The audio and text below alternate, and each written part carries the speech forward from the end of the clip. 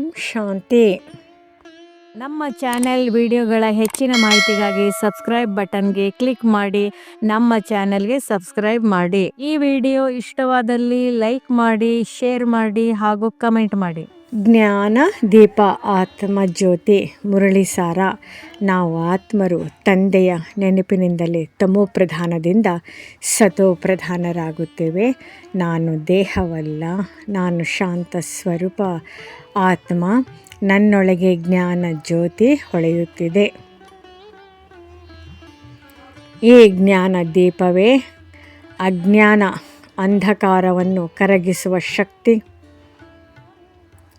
ಜ್ಞಾನ ಬೆಳಕು, ಬುದ್ಧಿಯ ಸ್ಪಷ್ಟತೆ. ಮುರಳಿ ಹೇಳುತ್ತದೆ,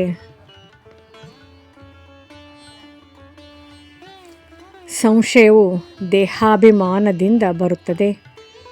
ಆತ್ಮಾಭಿಮಾನದಿಂದ ಪ್ರಶ್ನೆಗಳು ಕರಗುತ್ತವೆ. ಬೆಳಕು ಬಿದ್ದಾಗ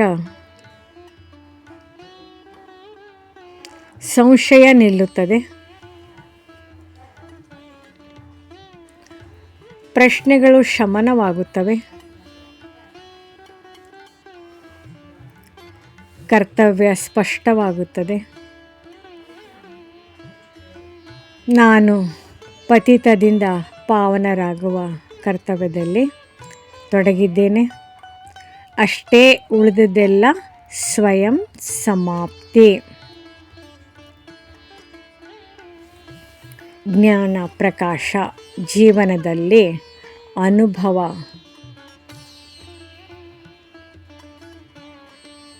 ಜ್ಞಾನ ಮಾತು ಅಲ್ಲ, ಜ್ಞಾನ ಅನುಭವ. ಜ್ಞಾನ ಪ್ರಕಾಶದ ಲಕ್ಷಣಗಳು: ಸ್ಥಿರ ನೆನಪು, ಸಹಜ ಯೋಗ, ಪರಿಶ್ರಮವಿಲ್ಲದ ಮಗ್ನ ಸ್ಥಿತಿ.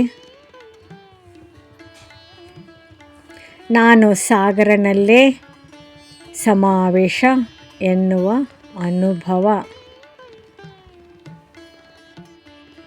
ಇದೇ ಅನುಭವೇ ಮೂರ್ತಿ ಸ್ಥಿತಿ.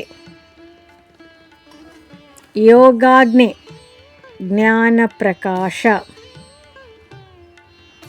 ಬೆಂಕಿ ಪಾವನ ಮಾಡಲ್ಲ, ಯೋಗಾಗ್ನಿ ಪಾವನ ಮಾಡುತ್ತದೆ. ನೆನಪಿನ ಅಗ್ನಿಯಲ್ಲಿ ಆತ್ಮದ ತುಕ್ಕು ಕರಗುತ್ತದೆ. ಪವಿತ್ರತೆ ಸಹಜವಾಗುತ್ತದೆ. ಈ ಮುರಳಿ ಇಷ್ಟವಾದಲ್ಲಿ ಹೆಚ್ಚಿನ ಮುರಳಿಗಳ ಮಾಹಿತಿಗಾಗಿ ನಮ್ಮ ಚಾನಲ್ಗೆ ಸಬ್ಸ್ಕ್ರೈಬ್ ಮಾಡಿ. ತಮಗೆ ಒಂದು ನೋಟಿಫಿಕೇಶನ್ ಸಿಗ್ತಾ ಇರುವುದು ಧನ್ಯವಾದ.